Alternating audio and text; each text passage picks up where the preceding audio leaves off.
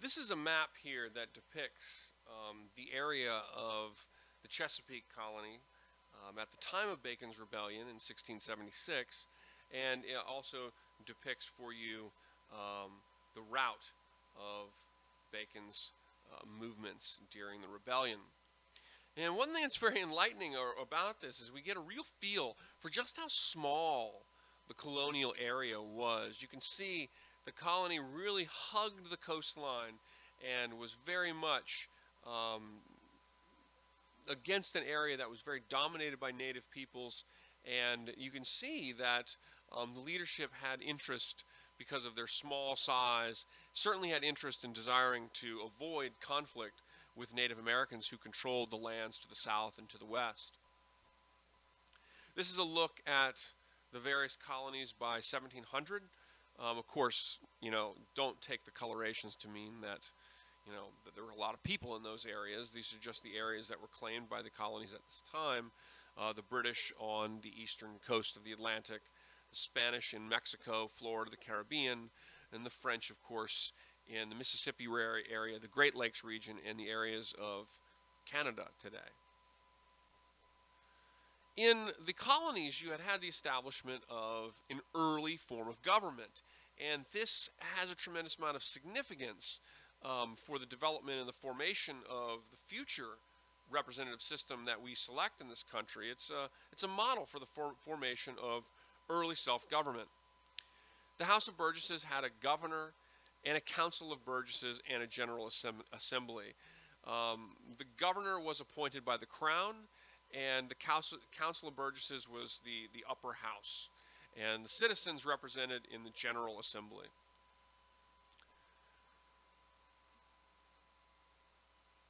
This here, depicted here, is the Williamsburg State House in this image. The first State House was in Jamestown, and the second State House is constructed in Williamsburg.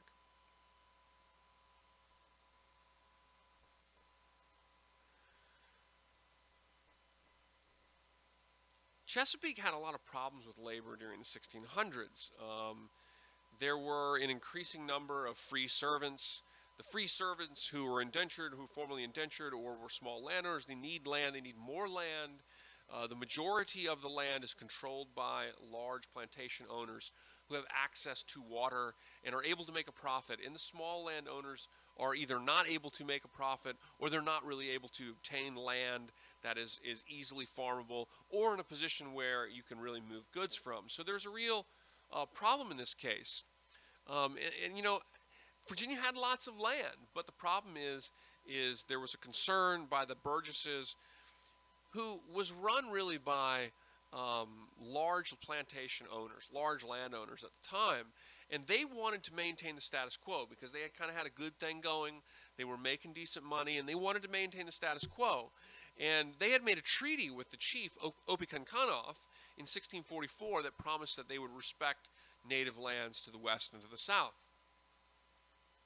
Furthermore, in addition to developing problems for small landowners and landless freemen, there were changes in the English Crown's policy in the 1660s. This was during the time of King Charles II. King Charles II passed what were known as the Navigation Acts, and these acts will be intermittently enforced, but will continue to be a factor on the lead up. These types of policies will continue to be a factor on the lead up to the American Revolution a century later. The English Crown is developing what's called the mercantilist system, and the way the mercantilist system works is that you use regulatory measures to control the colony and to make profit for the mother country. And so this took the form of putting import duties on the farmers who are exporting things like tobacco. And so again, this makes it that much more difficult for a small farmer to make a profit because they don't have a lot of product to sell. It costs them a lot of money to get it to ships and over across the Atlantic. And so import duties, English control of trade, was something that particularly hurt at this time smaller land owners. So Bacon's Rebellion in 1676 was really a product of a colonial policy that increasingly worked against small farmers and landless freedmen, albeit the leader, Nathaniel Bacon, was quite relatively high on the land owning and the economic scale, but he capitalized on the sentiments of small farmers and landless freedmen who very much saw it was also, I must say, was upset about the political corruption of Governor Berkeley.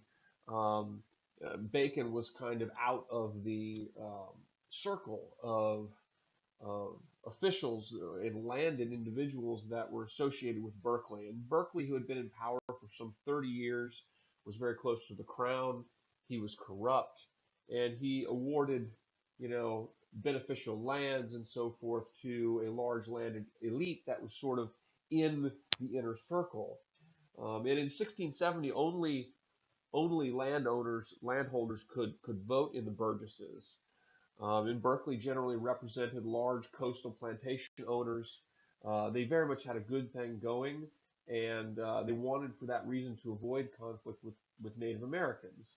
Um, Small farmers, freedmen, and of course Nathaniel Bacon as well, who is very much not in Berkeley's inner circle, want to open up land that's controlled by Native Americans, and this way to allow them to have large amounts of farmland so that they can be economically profitable.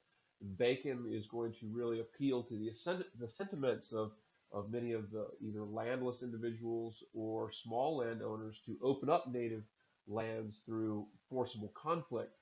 And Berkeley and the large plantation owners at the time are very much opposed to that because they see that as necessarily leading to conflict and war, which is going to cost a lot of money and is going to disrupt what they have going, which is a pretty workable economic system at the time. Small farmers and freedmen were having difficulties for a number of reasons. Small farmers and freedmen were facing problems because the crown had forced the price of tobacco down. And so, from their perspective, in order to make money, you had to grow more tobacco because the price is lower. So, sell more of it, you make more money, was the rationale. And of course, you're a small farmer, you can't do that. In addition, there are duties that are being placed on the price of tobacco, in which all trade is supposed to pass through English hands, and as a result of these taxes, only the large landowners were profitable. Furthermore, many of the small landowners don't have easy access to waterways, and so it's a much more difficult and costly process of them moving their goods to places where it can be shipped out at port. And this is all controlled again by larger landowners at the time who have acted their plantations on the best areas, the best waterways, and therefore they have the best access um, to controlling and profiting from trade at the time. Small landowners and individuals like Nathaniel Bacon. Nathaniel Bacon again was on the upper class scale, if you will, but Nathaniel Bacon um, is upset with Governor Berkeley largely because Governor Berkeley benefits a rather corrupt allegiance of individuals loyal to him. And so Bacon leads small landowners in opening up Western lands. And Bacon's going to call for war on Native Americans. He will create a manifesto basically designed to um, seize native lands and to open the land up for Western colonization in Virginia. He also wants the price to be changed. He wants the crown to inflate the price so that small landowners can do better with a smaller amount of produce. And he wants import-export duties relaxed so that they don't have to pay as much of a tax when they go to ship their product to other places. So these are the basic demands that will be presented by Berkeley and as well as small landowners and freedmen in the colonies at the time of Bacon's Rebellion in 1676. So they were very much opposed to the sort of elite leadership that Berkeley seemed to represent that seemed to benefit only a particular elite class of farmers within the Chesapeake colony.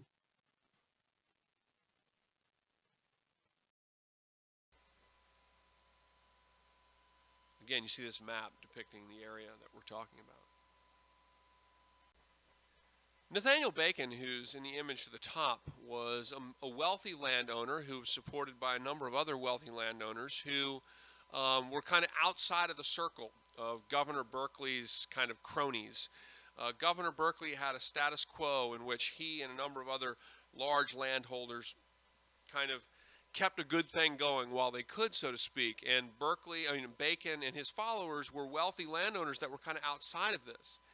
And so Bacon, who will ultimately take control of the Burgesses for a brief moment, he capitalizes on the grievances that are held not only by people who are outside of the kind of cronyism of Berkeley, who awarded the best land to his fellow planters, his inside circle and so forth, but it also capitalized on grievances of former indentured servants, of landless individuals, and people who sought land in the colonies. And so Bacon leads this revolution, or I shouldn't say a revolution, a rebellion, as kind of a more or less upper class landowner, but he leads a rebellion that appealed to sentiments that were shared by many landless freedmen and indentured servants alike. Bacon's laws were enacted when he took control for a brief period of time, and these involved a manifesto against native people. He wanted to open up native lands. The rebellion really started when there was a clash between a native group and colonists who were moving into native land, treaty land, and as a result of this, violence will ensue between Native Americans and the supporters of Nathaniel Bacon. And Bacon will demand that he be given a military grant to attack Native Americans and to effectively exterminate them and open their land up for farming as kind of the outlet for the needs of people who don't own a lot of land or indentured servants. And so Nathaniel Bacon leads this rebellion that was motivated and supported by the interests of lots of people who came to the New World in promise of having land to farm, but now found themselves with the difficulty of surviving and having a proper living. And so he capitalizes on this largely out of motivation for his animosities towards Berkeley, but also in an attempt to kind of take the colony in a new direction. Bacon's rebellion resulted in an attack not only on Berkeley's establishment, but also an attack on native settlements throughout the area. And there were a number of native settlements that were brutally attacked. Jamestown itself was burned, as is depicted in the lower image here, though the rebellion ultimately fails, and Bacon will be pursued into the dismal swamps of Virginia, where he will die of dysentery. But nonetheless, this amounts a very important turning point in the colony.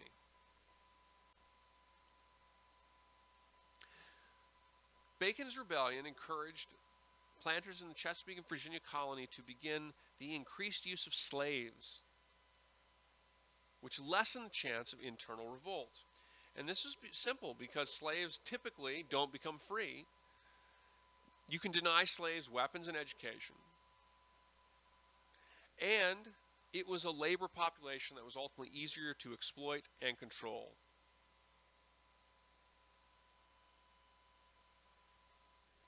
And so Bacon's rebellion is really very fundamental in the colonies. It marks a shift in the southern colonies from indentured servitude to a much more widespread use of slavery in the colonies, which of course has long-term lasting significance for the development of the United States and ultimately of the Civil War and of all kinds of issues with racial inequities in the country today.